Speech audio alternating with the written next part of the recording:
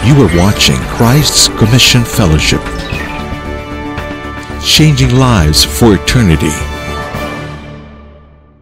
So ngayon po, gusto ko lamang pong pag-usapan natin. Let's continue on our series on legit.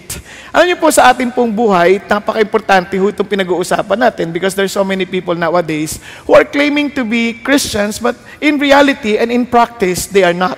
Kaya ho, napaka-importante nito. But before we continue, let me just ask you one question. Ilan sa inyo, gustong-gusto ninyo na pinag-iisipan kayo ng masama ng ibang tao? Meron bang ganyan? Meron? Obviously, wala, di ba? Nobody in his right mind would want others to think ill about them. Siyempre, ayaw natin pinag-iisipan tayo ng masama. Ayaw natin na pinag-uusapan tayo sa likod. Tama? Ayaw natin na bawat kilos natin binibigyan ng kahulugan. Kaya po ito'y napaka-importante because this is part of our study on legit. Bakit? Tingnan niyo po mabuti ha. From chapter 6, ang pinag-uusapan is righteousness that is focused on God. Na ang ating, when we do things, our motivation is always to honor and to please God. Yun ang ating motivation. It is not trying to get the applause of men or trying to make sure that people would like us, as in a sense, kahit na di bali ng mali yung ginagawa, as long as the people nowadays would love us. Kasi ngayon po, baliktad na ang mundo ngayon. Ang mga tao ngayon, katulad na may kinasal po, ang pangalan po ay Brayman. And when they got married, they were very proud to post na virgin pa sila when they got married. But they were very proud. And you know the comments given? Ano sabi na, kalokohan yan. You are not a better person because you got married virgin. Kasi yung mga tao, galit na galit. Because they feel that they're being condemned by this couple na dahil they are not, they are not as pure as they should be. Di ba? Kasi nga, naalala nyo noon, ang kasal, pagka dumating yung babae, anong kanta? Here comes the bride, all dressed in white. Tama? Bakit? Kasi pure eh. Ngayon, hindi na uso yan. Ngayon ang uso na, here comes the bride, 3 months inside. Di ba? Hindi naman sa pang-iinsulto yun, ha? Hindi sa pang-iinsulto. Nagkaroon ng mabahabang standard ang tao. Hindi sa pang-insulto, baka ma-misinterpret ninyo. Kinakabahan na nga ako, baka later on, ang kanta na, here comes the bride, baby beside. Di ba? Parang, napanganak na rin. Di ba? So, guys, what I'm trying to say is this. As people, as we are, parang yung mga tao ngayon, ang kinokongratulate yung masasama, yung mabubuti, lalong pinapahamak. Pag may gumawa ng tama, sip-sip yan. Ganun na yung nangyayari. So, sabi ng Panginoon Diyos, itong napaka-importanting bagay. You focus on God. You focus. When you do it for the Lord. Amen? Now, alam mo na Christian ka because when you do things, si Lord lang ang gusto mo ma-please. However, that doesn't mean that we are no longer accountable to other members of the body of Jesus. Okay, narinig niyo may mga salita, basta ako, si Lord lang piniplease ko, wala akong pakialam sa sinasabi ninyo. It sounds so spiritual, but it sounds so self-righteous. Nagkakandiyan. Kasi ang punto ni Jesus, ganito, hindi lang tayo, totoong kay God tayo nakafocus, but it doesn't mean that we're independent from the whole body of Jesus. We have an accountability. For example lang, nagpe-pray ka. Kung mag-pray ka, talagang malakas, sumisigaw ka, ala Koreano. Parang, Panginoon! Ganyan ka mag-pray. Di ba? Ang lakas, doon ka pa naman sa rooftop kung mag-pray. Di ba? Aga-aga, 4 o'clock, Panginoon! Ganyan, talaga matindi. May mga kapitbahay ka, nasa townhouse ka, townhouse. Ngayon, sabi ng mga kapitbahay, hoy, ano ka ba? Ang ingay-ingay mo! Wala akong pakialam, ang mahalaga sa akin, si Lord lang. Di ba? Yung ganong tao, may tama yun. Hindi ibig sabihin, tama naman si Lord lang, pero ang pagmamahal sa Lord, hindi ibig sabihin, nawalan ka na ng pagmamahal sa kapwa at pagmamalasakit sa kapwa. Nakuha ninyo? Glorifying God does not mean that you are to ignore respecting people. Yun ang dahilan kung bakit on chapter 7 of Matthew, Jesus Christ wants to emphasize that legit Christians righteously relate with others. They know how to relate with other people in the right way. May tamang pamamaraan. May tamang pakikitungo. So, hindi lang yan, parang solo lang namin. So, ano ang message natin for this afternoon?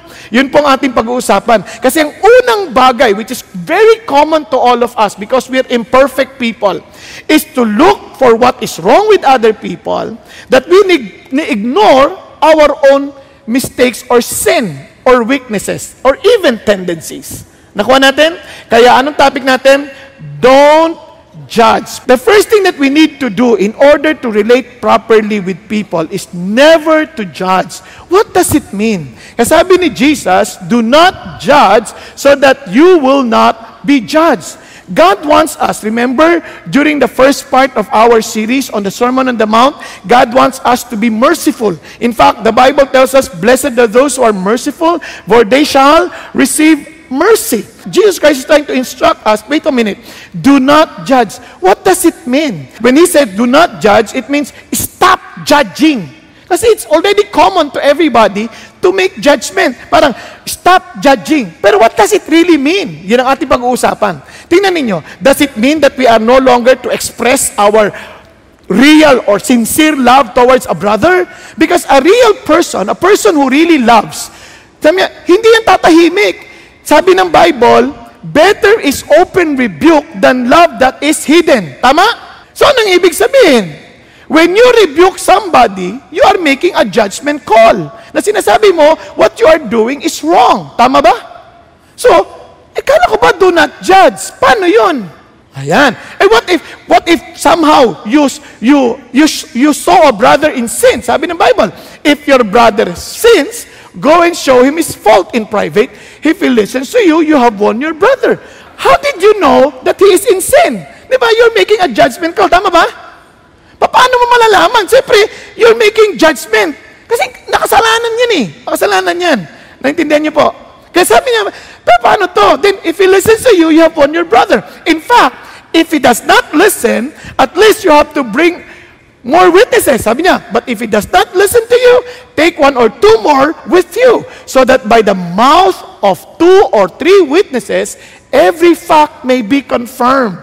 Ang amazing to. Bakit? Sabi ng Lord, parang it's something like this. Sabi niya, before you believe someone, you need, of course, to confirm it. Parang ganito yan. Kasi minsan, pag may nagkwento sa atin, alam mo, ganito ginawa niya, parang tama na agad eh. Pero hindi, sabi ng Bible, the first to plead his case seems right until another comes and examine him. Kaya minsan, when you confront a brother in private, as if you think na, tama ako. Until may mga witnesses. Nakuha? So sinasabi ng Diyos, pag mayroon nagsabi sa iyo, huwag ka kagad maniwala. Di ba? Uy, alam mo ba yan? Si pastor na yan, huwag ka kagad maniwala. Uy, katabi mo, alam mo yung katabi ko, ganyan. Huwag ka kagad maniwala. Hanggang sa ma-confirm. Nakuha ninyo? Kasi minsan, ang hirap sa atin, madali tayong makinig sa chismis eh. Di ba? Pagka nabasa natin, ha, totoo ba? Grabe! Lalo na may mga post ngayon sa media, social media, nakapost na ganyan. Grabe, nag-testify yun ah! Ano yan?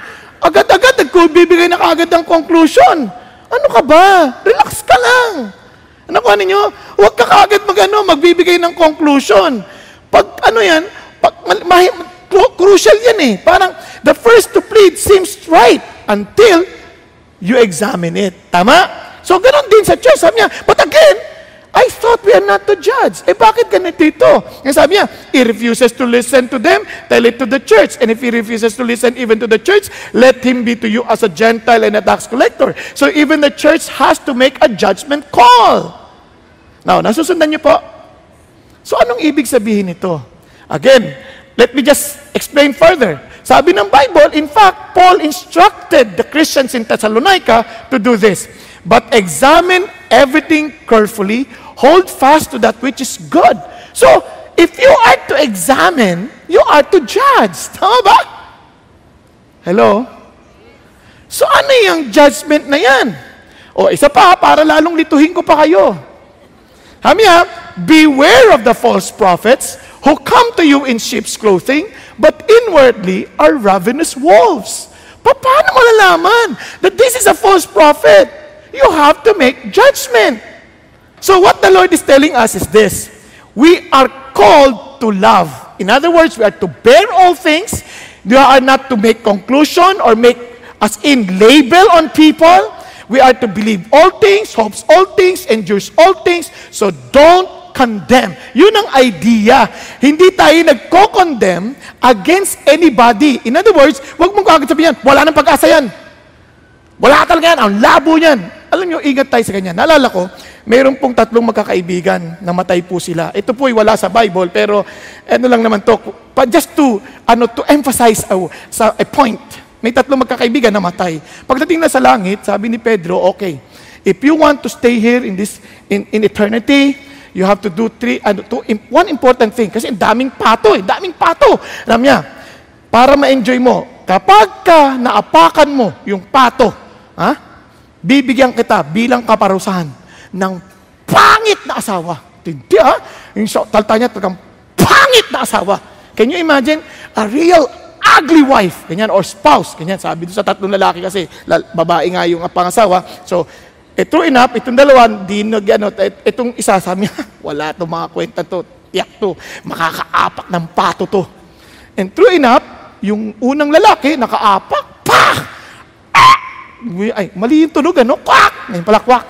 Kwak! Yan. Sabi niya, biglang, naging pangit na babae talaga. Sabi niya, ayan ang mapapangasawa mo. That would be your punishment for the rest of your life, for the rest of eternity.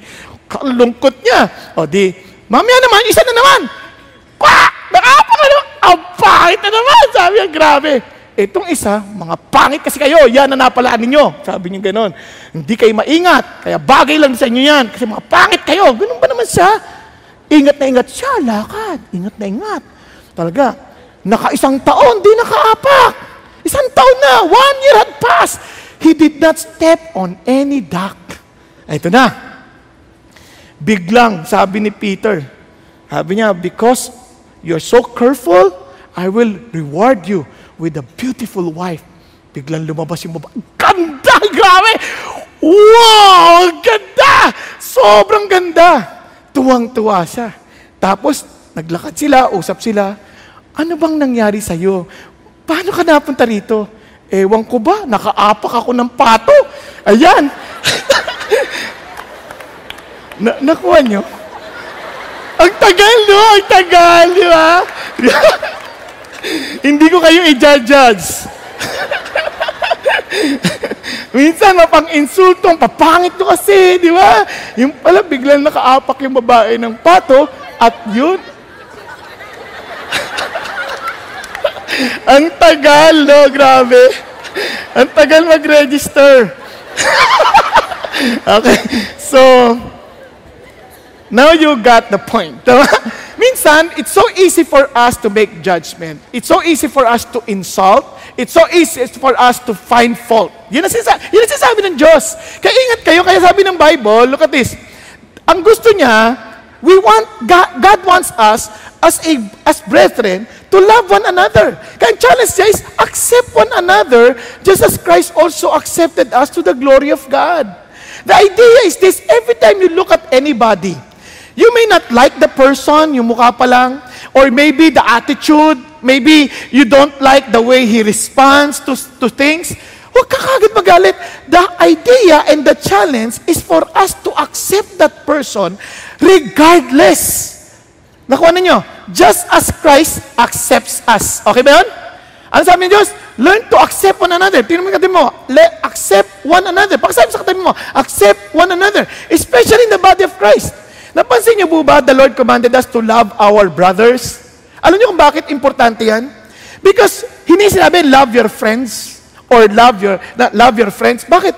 Unang-una, a brother, you have no choice. Sino dito, siyempre maliban, ampon ha, pero sa natural sense, ang brother, hindi mo pinipili. Hindi mo pwede sabihin, pag nanganak ng nanay, ang gusto kong kapatid, yung muka, ganito, ganito. Paglabas niya, wala kang choice. Yan yung kapatid mo. Yung ugali, ganyan. So, sabi ng Lord, mahalin mo yan. Ganon din sa Christian life. Hindi mo pwede sabihin, ba't naging Christian ito? Di ba? Ba't naging Christian ito? Ang labo naman. Dapat hindi ito naging Christian.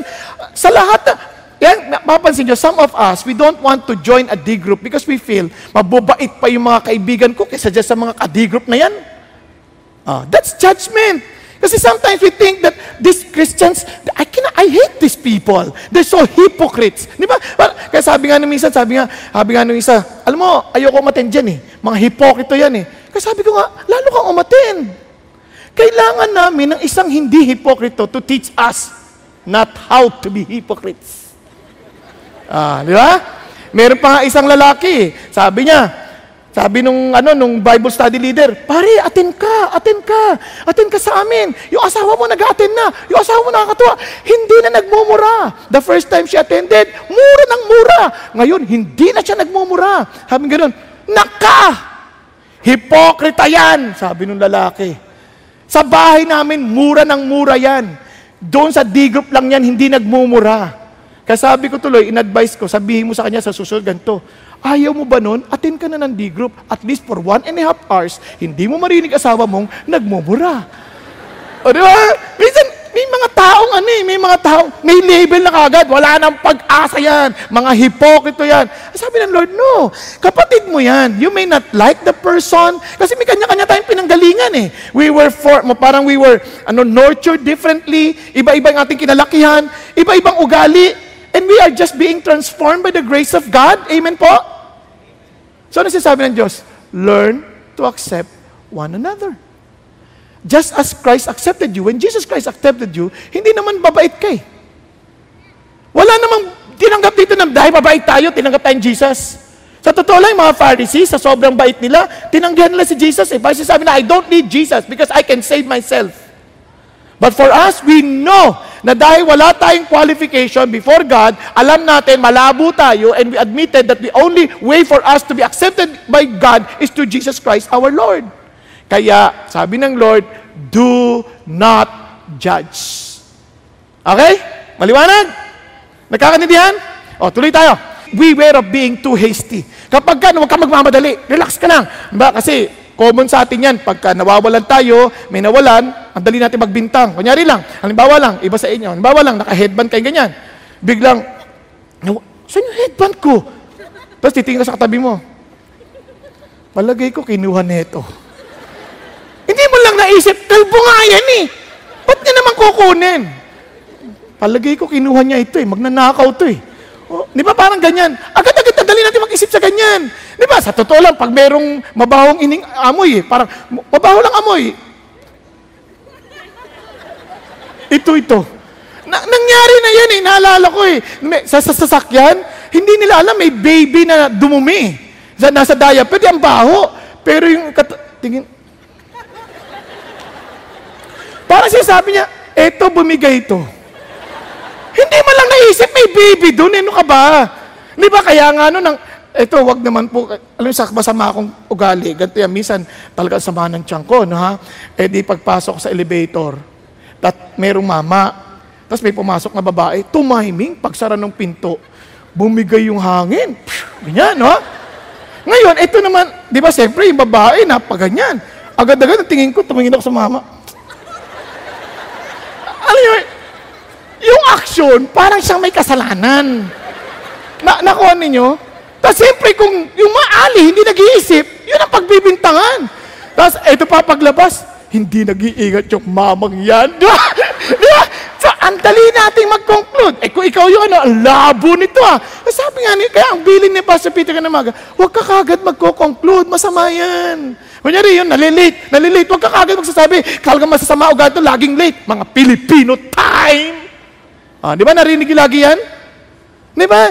Wala na, hindi. Kaya sabi ng Bible, tika mo na, relax ka lang. Hindi mo naman alam lahat ng pangyayari. Kaya sabi din, huwag mong i-judge yung motive. Siguro ito, napatingin lang sa'yo. Halimbawa, tinititigan ka ganyan. Tinititigan ka, sabi niya, may crush sa akin to. Tingin ng tingin eh. Di ba?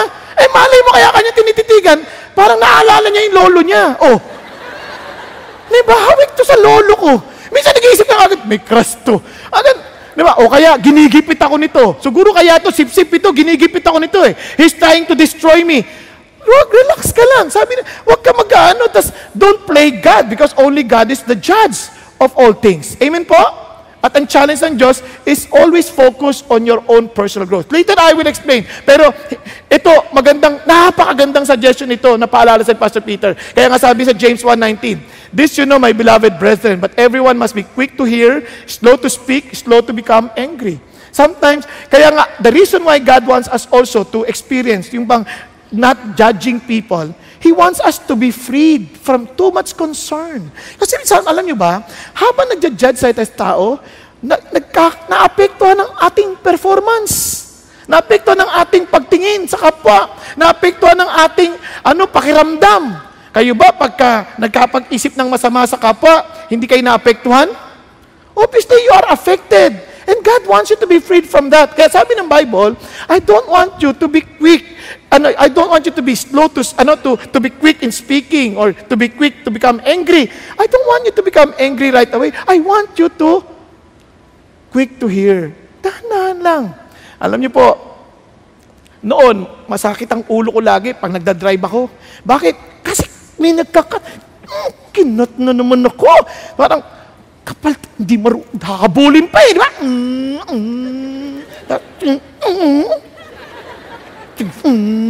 Di ba? Parang, wow, ang dali-dali nating magalit sa ganyan. Pwede, meron pong ganyan nangyari, no? Kalagagaling niya lang sa bilangguan Kagagaling na-release siya. Ito nangyari to sa Amerika, kagagaling sa bilangguan. Ngayon, na-cut niya yung hindi niya sinasadya, na-cut niya yung mama. May dala pa naman siyang anak. Na-cut niya. Naggalit, hinabol, tapos kinakat-cut na ganyan. Nagkainisa, nagkaduruan. Kinuha yung barel. Pang! Patay! O pagpatay na ganyan, ang natamaan, yung bata. Hindi pa yung mama. Minsan hindi kasi nag-iisip kasi parang, nakat lang, di naman sinasadya Meron nga isang mama agad-agad, galit siya nakahinto na yung coaching ganyan. Kinuha niya kaagad yung kanyang pamalo Sabi, ikaw talagang kaalam sino. Pag ganun niya, nung performa niya na yung, nakasalamin pa naman siya, gaganyan na niya na yung pamalo, lumabas yung mama, may baril, Armalite. Bigla sabi niya, bigla nabulag. Sabi niya, ang laki kahiya bigla nun. Di ba? Alam niyo, ayaw ng Lord malagay tayo sa ganung kahihiyan. Di ba? Di ba? Parang, may mga siga-siga, di ba? Sino ka ba? Pag matangkad na kayo, alam mo, kakilala kita. Ayaw naman, kasabi ng Lord, hinay-hinay ka lang. At pangalawa, sabi ng Bible, sabi nga, even for Paul, sabi niya, I'm conscious of nothing against myself. Yet I'm not by this acquitted, but the one who examines me is the Lord. Paul was trying to say, listen to this, don't ever judge anyone's motive.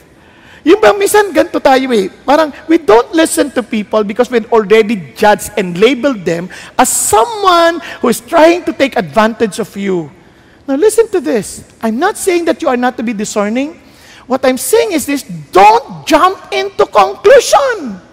Yun ang sinasabi ni Jesus. Kaya nga, ito pang isang bagay, God wants us to understand, especially when it comes to the law. Sa ngayon po, ang daming ganyan. You want to see people who think of themselves to be so religious, and tingnan nyo na lang yung mga comments sa social media.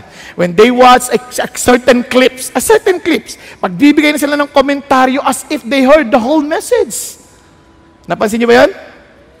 Ingat kayo. Kaya wag din kayo basta comment ang comment kasi judging din yun Minsan, anong tao niya? Walang kwentang tao yan. Isang clip lang yun. Paano mo naman i-conclude na yan? Tama? Now, kaya sabi ng Bible, ang judgment, ito yan. Sabi niya, you are acting like God. Do not speak against one another, brethren. He who speaks against a brother or judges his brother, speaks, look at the words, when you speak against a brother, ano sabi niya?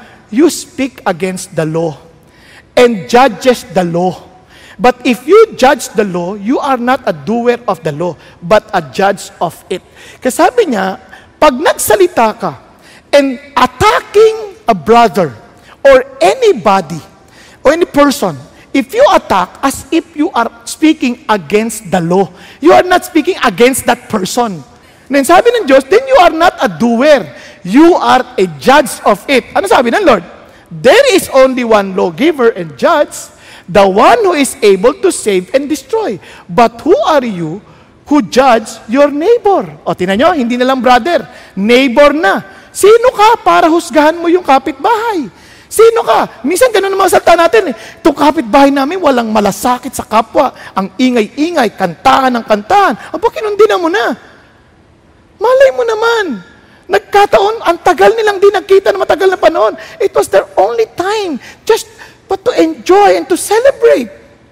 Diba? Pastor, linggo-linggo. O, diba? Di pag-pray mo, pag-celebrate with them. May papaliwanag siya paano ang tamang gawin. Okay? But this time, you focus on, teka muna, you're not God. So don't play God. Don't bring condemnation to anybody. Kasi yan ang greatest temptation din natin. Even when sharing the gospel, we tend to think, wala nang pag-asa yan. Wala nang pag-asa yan. Instead, we look at groups of people, wala na yung mga pag-asa na yan. Di ba? Sabi ng Lord, wala namang tao, kahit ano pang sakdulan ng sama niyan, hindi ibig sabihin, wala nang pag-asa yan. Ang dami na nating kwentong ganyan. Nakita natin, parang sobrang sakdulan ng sama, and yet the Lord changed them. Yet, kung sino pa yung akala nating mabait, yun ang tinanggihan si Jesus. Sabi ng Bible, look at this. Ito yung ibig sabihin. He gave us a very good example on judging others. Basahin natin, ha? And he told this parable to some people who trusted in themselves, that they were righteous, viewed others with contempt. 2 men went up into the temple. Saan sila pumunta? Temple. In other words, when they are to the temple, they are to offer a burnt sacrifice for their sins. Now, they were in the temple to offer burnt offerings for their sins. Now, ito nangyari. Now, they pray, one Pharisee and the other a tax collector. Yan. The Pharisee stood and was praying to himself. Kanino nagpe-pray? To himself. Hindi sa Diyos. God, I thank you that I am not like other people. Swindlers, unjust, adulterers, or even like this tax collector. Grabe ha. Kinundina niya na. Panginoon, napakatindi mag-pray. Salamat! Panginoong Diyos, dahil hindi ako tulad ng iba dyan. Kahit naman tayo minsan ganun eh. Pag nagwa-worship tayo, tataas tayong kamay. Yung iba nakaganon lang. Tapos titingin tayo. Ano ba yan? Christian ba yan? Hindi nagtataas ang kamay? Di ba? Parang tax collector, parang yung Pariseo, no? Tama ba? Tapos biglang titingin pa, ay, ang ikli ng palda, Christian ba yan? Minsan ganun agad ang attitude eh. Tama ba? Hello? Nung nagpe-pray, nagpe-preach na ganyan, natulog. Hoy, tulog! Lagot kay pastor! Di ba? Kaya nga pag sinabing tulog, tawanan tayo. Yung katabi natin, di ba? Habang nagwa-worship kami, dumaan pa sa harap. Ano ba yan? Late dumating, nangiistorbo pa. Parang ganun din sabi, hindi tulad ng iba dyan na late. Nakuha ninyo? Now, tingnan nyo. I fast twice a week. I pay tithes of all that I get. Grabe, ganun siya mag-pray. Pero yung tax collector, habang ino-offer yung kanyang offering, ano sabi niya? Panginoon, sabi niya, hindi maiangat yung mata to heaven, beating his breast, saying, God, be merciful to me, the sinner. Ano sabi niya? Binubugbog pa yung dibdib. Panginoon, sana tanggapin niyo po yung alay ko. Sana tanggapin niyo po. Sana, Panginoon, maawa kay sa akin. Nakuha ninyo? Now listen. What God is telling us is this. Every one of us, we are just accepted by God because of Jesus. Not because of the act that we do. It's good. I'm not saying it's bad to raise our hands. I'm not saying that it's bad to praise our God aloud. I'm not saying that. What I'm saying is this. As we do it to God. Not to bring judgment on anybody. Okay ba yan? Alam niyo kung sino winawarningan ko? Mga nanay. Kasi lagi niyo tinitingnan asawa ninyo. Yung asawa ko hindi pa ata Christian ito. O kaya yung anak ko, parang hindi pa mga pagano pa ata ito. Kung mag-worship na kaganyan lang. Hindi nagayahin ako. Di ba? Tapos nagdala pa kayo ng bisita. Dala kayo bisita. Habang nag-worship, ganyan, sayaw ng sayaw niya. Tapos tinitingnan yung bisita niya, ay, hindi pa nagtataas ang kamay. Malaki problema, ganyan, di ba? Di ba? O, ingat ka, ingat. Sabi ng Lord, huwag ganyan. Huwag ganyan. You focus on God and you care for these people. Amen? At tuloy tayo. Now, I tell you, this man went to his house justified rather than the other, for everyone who exalts himself will be humbled, but he who humbled himself will be exalted. The real humility is not in your act of raising your hands. The real humility is as you worship God, you look at people with love that comes from God. Amen? Alam niyo po ba na marami napapahamak dahil lang sa nag-iisip tayo ng masama sa kapwa? Now, naalala niyo si David, nung namatay po yung kaibigan niya, pinuntahan niya po yung anak para, pinadala niya yung kanyang representative para po magbigay ng comfort. Ito po nangyari, 2 Samuel. And the king of Ammon dies, and Hanun, his son, became king in his place. Then David said, I will show kindness to Hanun, just as his father showed kindness to me. So David sent some of his servants to console him. So anong motive ni David? Ano motive? Kalamayin yung loob. Tama? To comfort the guy. Alam niyo ba, kahit minsan ang ganda ng ginawa mo, pag-iisipan ka pa rin ng masama. Nakita niyo, minsan gagawa tayo mabuti, tapos ang isip lang agad, kaya lang naman mabait siya sa'yo, mangungutang lang din yan. Kasi di magbabayad. Di ba? So the princess of the Ammonites said to Hanun, their Lord, sa palagay mo ba, yan si David, iginagalang ang tatay mo? Kaya siya nagpadala dito para kalamayin ang loob mo? Yung David na yan, hindi nagpadala ng servant yan sa'yo para kalamayin ang loob mo, kundi para mag-espiya. Para tingnan niya, mag-spy dun sa lugar mo para sakupin ka niya. Ganun ba? Talagang sobra. Na ngayon, siyempre, ininsulto yung mga tao ni David. Now, being a great leader, hindi siya pumayag na iniinsulto mo yung tao ko. So, anong ginawa niya? Naggalit talaga si David. So, somehow, nalaman ni Hanun yun, kaya, nag-prepare na siya for battle. Nag-hire na siya ng mga Arameans to really fight against the Israelites, which they did. And yun ang nangyari? Because of that vain imagination. Di ba minsan ganun madali tayo mag-isip sa tao Parang pag nagbanggit na ganito, palagay ko yan. Alam nyo, kaya ako alam yan, ganyan-ganyan ho ako. Kasi ang hilig ko pong magbasa, yung bang tinatawag naming reading between the lines. Ano sagot ng Diyos sa akin noon pa? Sabi niya, anak, stop doing that. And I praise God. Alam niyo, tinutulungan niya ako. Stop doing that. Bakit? If you trust a person, if you trust your brother, just take his word at its face value. Paano kung niloloko niya ako? Maloloko ka niya. Pero hindi siya makakaisa sa'yo. Bakit? Because your security is in my hands, not in your ability to discern. Now, itong ganda. Ito na. Alam niyo kung ilan nangyari? Ito resulta. 700 charioteers of Arameans and 40,000 horsemen and struck down Shobak, the commander of their army, and he died there. Patay ang daming tao dahil lang sa masamang isip. Pinagdudahan mo lang si David, ang dami tuloy na matay. Alam niyo, mas maganda yan, kahit sa mga mag-asawa. Kaysa mag-isip ka, so ngayon ang asawa ko, ba't nangyagabi na naman? Ano nangyayari sa kanya? Sino kaya ka-text niyan? Sino ka-text niyan? Didiretso mo, hindi yung hinuhuli mo pa. Ay, naka-password. May ba, ipag-pray mo, dali mo kay God, Lord, yung asawa ko, hindi ko alam kung may katok o may ka-text. Diba? Hindi ko na kailangan bantayan. Mamahalin ko na lang siya dahil yun ang sabi mo Kaya Panginoong Diyos, hiningi ko lang po as I submit, kayo po mag-control sa Kanya para hindi ko siya husgahan. Ngayon, kung sakali naman po, mayroon siya talagang ginagawang masama, salamat at hindi yan lingid sa iyo. Kaya Panginoon, inaalay ko siya sa ngayon ngayon, naway tanggapin mo agad. Joke lang. Naintindihan ninyo? Ang ibig ko sabihin, kasi sa palagay mo ba, mawiwin mo siya by sabi, saan ka galing? Saan ka galing? Ninanag mo, saan ka galing? Sino ka text mo? Kala mo mawiwin mo siya sa ganon? Hindi, gagawin niyo pa nga niyang excuse yun para gumawa ng masama. Sasabihin niya, kasi ito, walang tiwala sa akin. At totoo niyan, labanan mo sa kagandahang loob. Kasi yun ang sabi ng Diyos Sabi ng Bible, in the same way, wives, submit to your husband, sabi, unto the Lord, even as they are not following the word of God, they will be won by your behavior. Do not let your beauty be merely external. Yan sabi ng Diyos Huwag mong daanin sa ganda sa labas kasi wala kang laban. Gaanin mo sa ganda sa loob. Yung pagdating pa lang, sweetheart, ito na pagkain mo. Sweetheart, mamasahin kita, mukhang pagod na pagod ka. At ang amoy mo, iba na. Nung umalis kay Rosas, ngayon ay lilak. Ano nangyari? Huwag mo na tanungin yun. Basta masahin na lang. Di ba? Tapos pakainin mo ng pakainin. Baka magtaka yan bigla, tapos panalangin ka, Panginoon Diyos, kung may ginagawang kababalagan nito. Maghimala ka. Di ba? Ganun ba? Mamaya kinaugnay na ng Diyos yan, hindi mo na mamalayan. Ang bait ng asawa ko, ba't ko ito niloloko? Di ba? Magugulat ka, ang bait ng asawa ko. Wala nang babaeng katulad niya, tapos niloloko ba, nakakahiya? Ayan.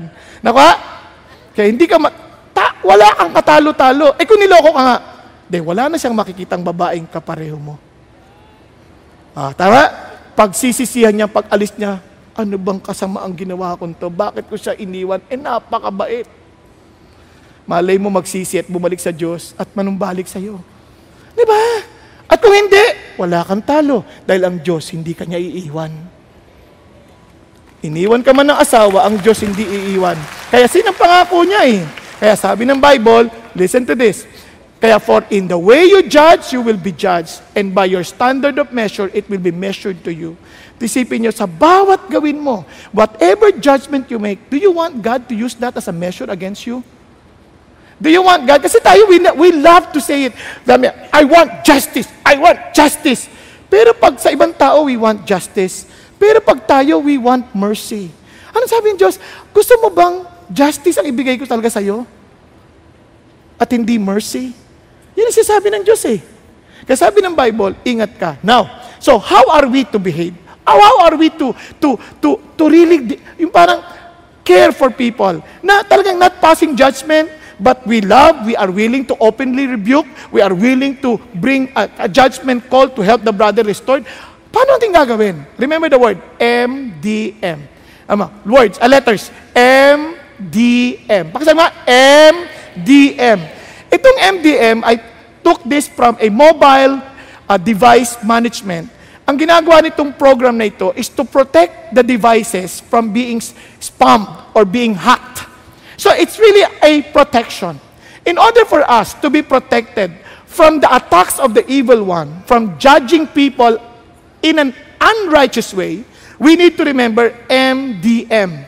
3 words, maturity, say it with me, maturity, dedication, and maxim. Maxim. Ulit natin ha. Maturity, dedication, and maxim. Yung tatlong salitang yan, ingatan ninyo. Bakit? Tingnan niyo sabi ng Bible. First of all, sabi ng Bible, I want you to be matured in handling your condition. Look at this. Why do you look at the speck that is in your brother's eye, but do not notice the log that is in your own eye? During that time, they knew exactly what it meant pagka sinasabi ni Jesus yon. Kasi ganito yan. Noon, people could not just afford to buy mirrors. Yung mga salamin noon, it was a stainless kind or gold. Kaya kadalasan, mayayaman lang ang meron. So every time that these people would experience yung pong napupuwing, something, yung speck, anything sawdust or anything that will irritate the eye, pag napuwing yan, they need somebody to help them remove the splinter. Naunawaan po? They need someone. So it only shows that God is saying, we need each other to help each other mirror us. Yun ang sinasabi ng Diyos. Kasi for them to see themselves, they had to look at the river, hindi klaro yung reflection. So they need someone to help them remove the speck. Tama ba? Ngayon, ang problema, kaya ginamit niya ito kasi yes, you have to care for one another. Sometimes, we want to tell people what's wrong with them because we care for them. But unfortunately, we come to a point in our lives that we use that as a leverage to bring judgment on people, to condemn them, to fault find them. Parang talagang finding fault against them. Yun ang nangyari.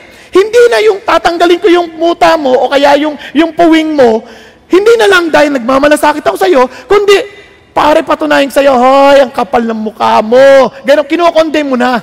Ano niya? Kasi sabi ni Lord, since this is the context of Christianity, we are in a new community where we are to help one another. Sabi ng Diyos, this time, be careful of focusing on the speck on your brother's eye without looking at your own log. Alam niyo sa Tagalog yan? Bago ka mag-focus sa buta ng iba, tingnan mo muna yung troso sa mata mo. Parang ganyan, di ba? Parang grabe mo si Jesus. Nakakita ka na ba na may taong may troso sa mata? Paano ka pa makakakita niyan? May troso. So sa madaling salita, sinasabi ni Jesus, pwede ba Be matured enough to understand first kung talagang muta yan o troso yung nakikita mo. Now, paano yung sinasabi? Tingnan mo. Or can you say to your brother, let me take the speck out of your eye and behold the log is in your own eye. And sabi niya, you hypocrite. First, take the log out of your own eye and then you will see clearly to take the speck out of your brother's eye. So what he was trying to say is this. Sabi niya, unless you are practicing what you are saying, don't ever say it against your brother. Kaya yung maturity, it takes maturity to understand this. Kasi sinasabi ng Lord, ito yon. He that is spiritual, judgeth all things. Kung talagang spiritual ka, magiging tama yung pag-discern mo o pagtingin mo. Nakawa niyo? Pag spiritual, ano ibig sabihin ng spiritual? Ibig sabihin, judge, righteous judgment. Your judgment, dapat righteous, tama. In other words, may basis. Hindi siya yung tipong nakita mo lang sa panlabas. Hindi. May basis ka na pag merong due process, narinig mo ng mabuti, na pagtanto mo ng mabuti, ina-analyze mo ng mabuti. Kaya may righteous judgment. Tama? At may yung motive mo dahil mahal mo yung tao. So tuloy tayo. Sabi ng Bible, paano ko sinabing mahal yung tao? Diba? Brothers, if someone is caught in a sin, you who are spiritual, ano pa sa inyo? Should restore him gently. Ito ang punto niya. So every time you see something wrong about a brother, ano dapat mong gawin? You are spiritual. How about you know you're spiritual? Your desire is to restore the brother. Andiyan pa ba kayo? Not to condemn. Kasi ang utak ng iba, tinan mo, ang kapal niya. Di ba grabe. Narinig ko yun eh. Nagsasata tungkol kay Jesus.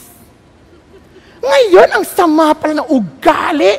Sa halip na kondinahin mo, find a way to help that brother be restored. Nakuha, kung nadapayan, anong kailangan mo gawin? Itayo mo. Naalala niyo po yung kwentong sa inyo dati? Na one time I was asking myself, Panginoon, paano po kung nagkamali po ako? Paano po pag nadapa ako? Paano po gagawin ko? Alam niyo ang bait ng Diyos. Kasi at that time, naalala niyo bumisita si Josh McDowell? Naalala niyo pa ba yung kwento na yun? Doon, hindi ko na makalimutan yan. Alam mo, sabi ni Josh McDowell, bilang siya nagkwento sa table, sabi niya, my daughter one time came to me, approached me and said, Dad, what if I all of a sudden tell you that I'm pregnant out of wedlock? Kumbaga sa Tagalog, buntis ako.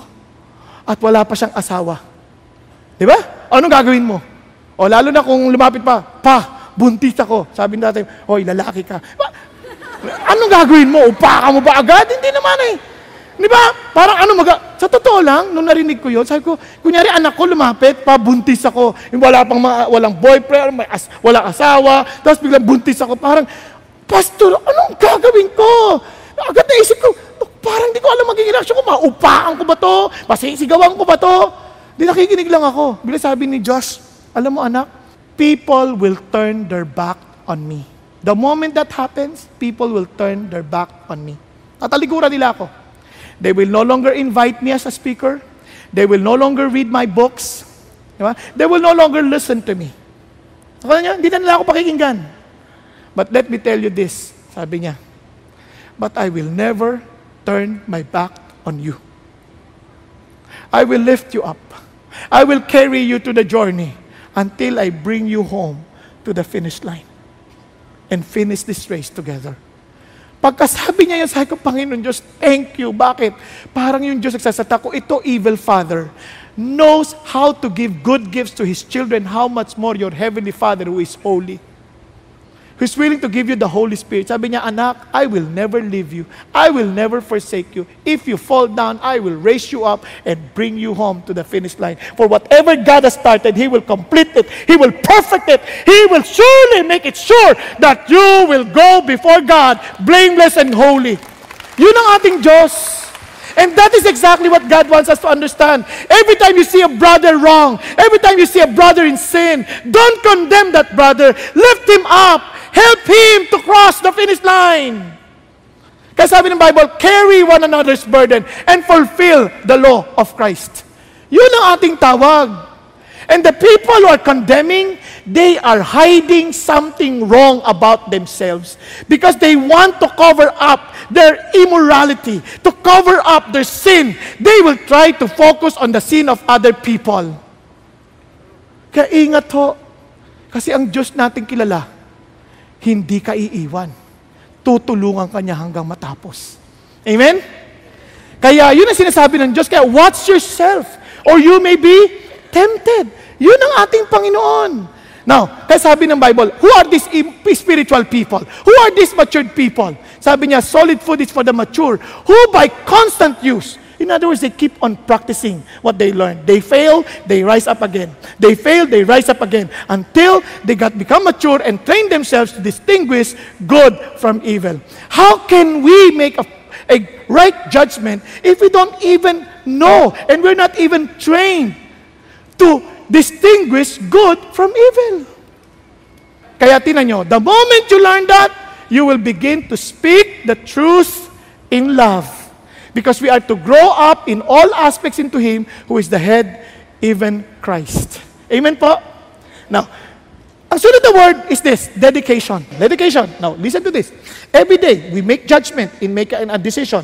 Sabi ng Bible, do not give what is holy to dogs. Do not throw your pearls before swine, or they will trample them under their feet and turn and tear you to pieces. Now, look at this. Yung dogs, do not bring your holy. Pag sinabi mong dedication, you are set apart for God. Everything you own, everything about you, everything you have is dedicated to the Lord. They belong to the Lord. Tama? So, dedicated sa Diyos. Now, listen. Yung dogs, yung swine, punta mo natin sa swine. Yung swine, itong swine na ito, considered abominable before the Lord. Kaya hindi ka kinakain ng baboy noon.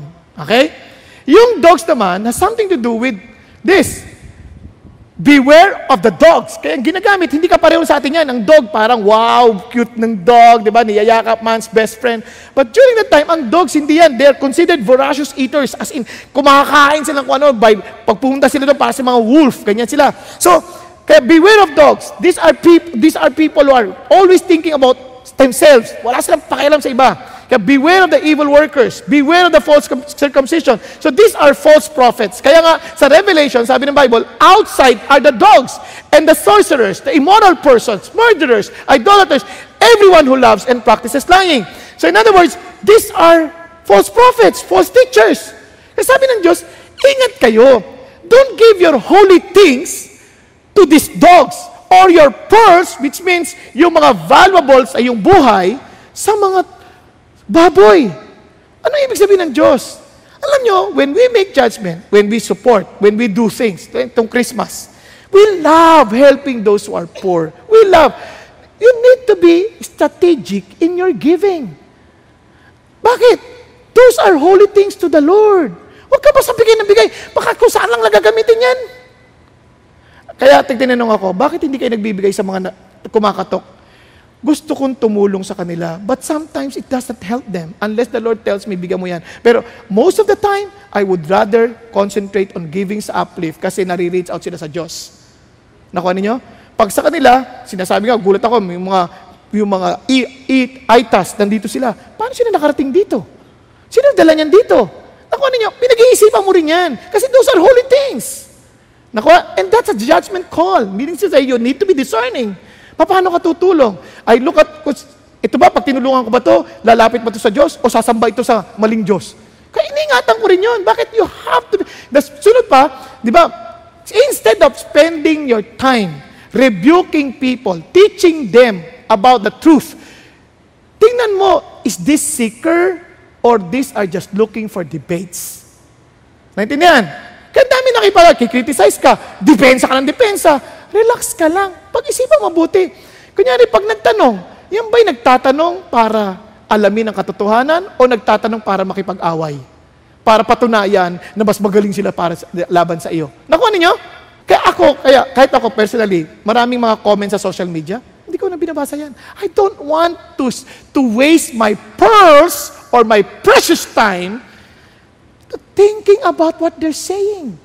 I'm more concerned on reaching people. Ngayon kung ayaw nila, hindi ko mapipilitin. Mahal sila ng Diyos. Tama?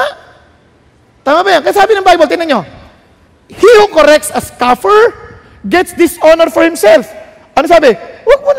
Huwag mo na i-correct yung mga mapagpula. Sabi niya, he who reproves a wicked man gets insult for himself. Huwag ka na makipagtalo. Gawin mo na lang yung mabuti, mahalin mo sila without wasting your time arguing. And sabi niya, do not reprove a scoffer or he will hate you. Reprove a wise man and he will love you. Ano napansin niyo? Sabi niya, those are precious time. Those are precious words. Those are precious valuables. Don't just give them. They belong to God. You always decide, whatever you think, evaluate, Lord, these are yours. So I pray that I will only use this for what will honor and glorify you. Okay po? Not to defend my name, not to defend myself, but always to stand for what is right and true for your glory. Yun ang ating habon. Di ba? Don't waste your time arguing. Di ba? Endless arguments na wala namang kakwenta-kwenta. Kaya sabi ng Bible, listen to this. Paano gagawin mo?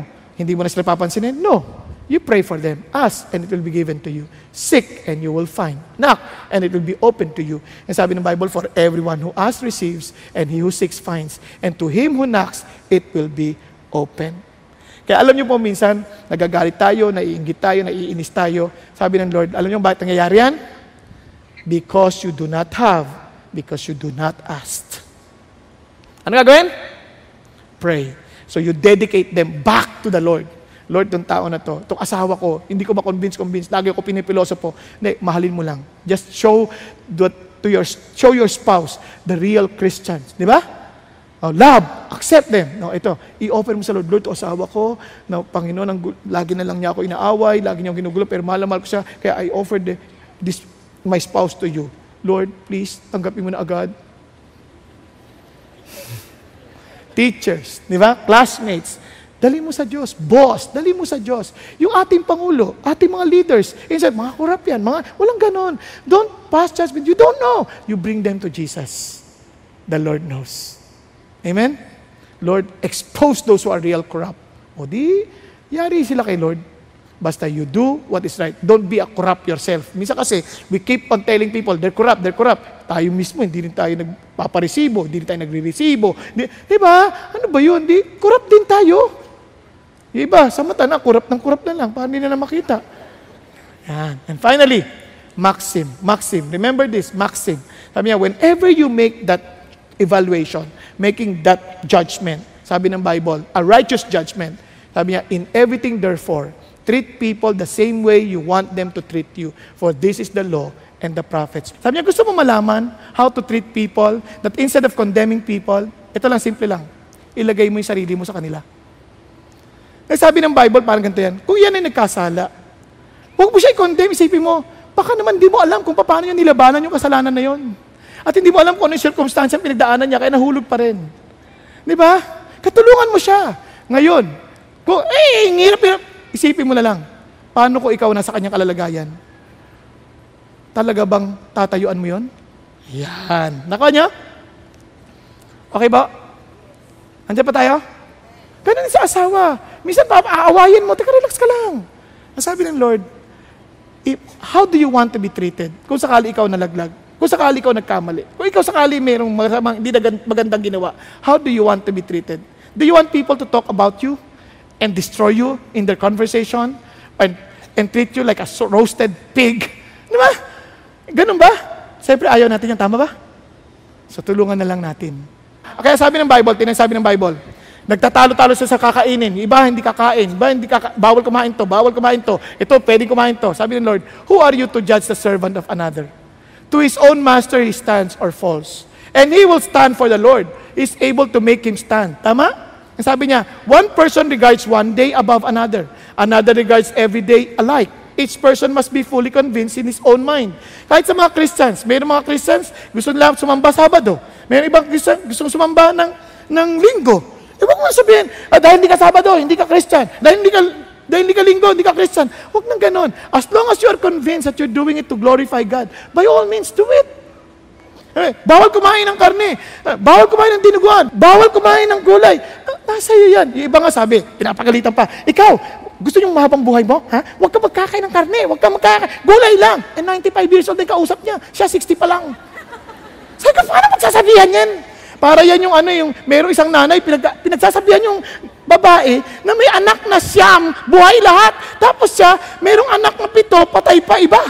Tapos pagkasabi niya, alam mo, pag nanganak, dapat ganito gagawin. Sabi ko, yung babae, ngiti-ngiti lang. sabi ko, okay yung ali na yun, ha? Ngiti-ngiti lang. Isamantalang naalagaan niya lahat ng anak niya, maayos. Di ba? Minsan, ang gagaling nating magsalita, pero wag na yun. Just, ang mahalaga, isip natin, I love you, and I'm doing this for the Lord, and you're doing that for the Lord, I praise you. I praise God for you. Tama? Hindi na tayo Kunyari, gusto mo ganyan damit, that's glorifying to God, then do it, by all means. Pero sa akin, ganito, hindi kita kailangan husgahan. Hindi niyo ba napansin, sa umaga naka-Amerikano sila? They're not passing judgment. Na parang nakabarong ako. Hindi, walang ganun. Whatever you are comfortable in doing it for the Lord, do it for God. Now, balik tayo. Kasi sabi ng Bible, tingnan nyo, he who observes the day, observes it to the Lord. And he who eats, does it for the Lord. For he gives thanks to God. And he who eats not for the Lord, he does not eat and gives thanks to God. For not one of us lives for himself, and not one of us dies for himself. All for the Lord.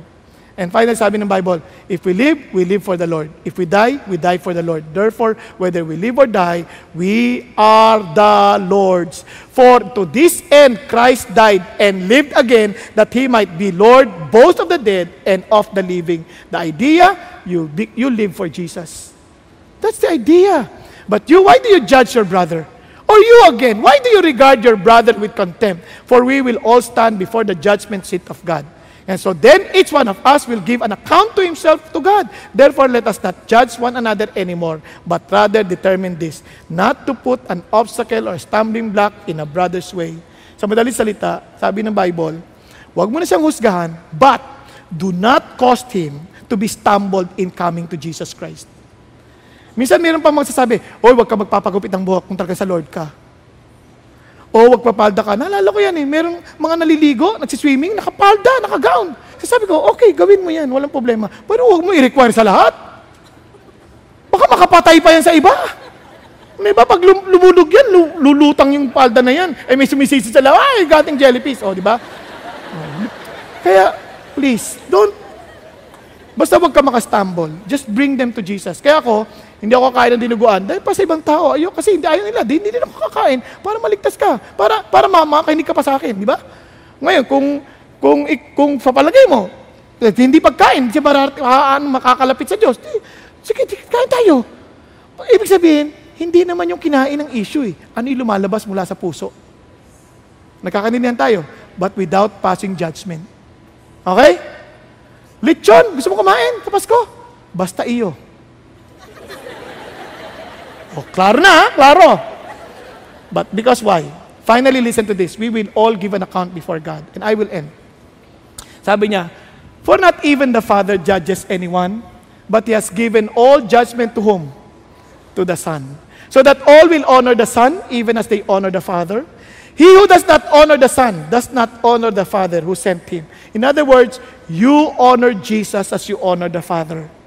Sabi ng Lord, truly, truly I say to you, he who hears my word and believes Him who sent me has eternal life and does not come into judgment, but has passed out of death into life. Friends, this is our salvation. This is why we can love each other, because one day we will be together in eternity. Because we believe in Jesus, whom God has sent. And we believe in the one who sent Him, that He is the only way to the Father, is only truth, and is the only life. And everyone who believes in Him will no longer be condemned. Tayo pong lahat ay yumuko at pumikit sandali. Thank you, Jesus. Hallelujah. While all heads are bowed down and eyes are closed, friends, I challenge you. It's not what you think, what you think right. It is what God thinks right. Sabi ni Jesus, I don't want you to judge. Stop judging. That's sin. Stop condemning people. Stop finding fault on others. But instead, help them to walk in the way that pleases the Lord. Carry one another's burden and fulfill the law of Christ. Treat each other as you want to be treated. In other words, friends, learn to mature. Grow. Learn first to walk what honors the Lord. Learning to discern what's good and evil, to distinguish good from evil.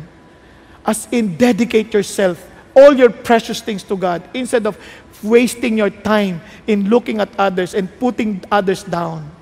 And friends, remember the maxim, what you want others to treat you. How do you want them to treat you? Treat them the way you want it. Just put yourself in their shoes. Understand what they're going through. Love them, accept them as Jesus wants us to do. Thank you, Lord. But friends, remember this, you will never be able to accept others the way Jesus accepted you if you yourselves are not even sure that God accepted you. I'm telling you now, He died for you. He died on the cross for your sin. He loves you. He cares for you. He desires you not to perish, but to be with Him in eternity. Will you accept His invitation?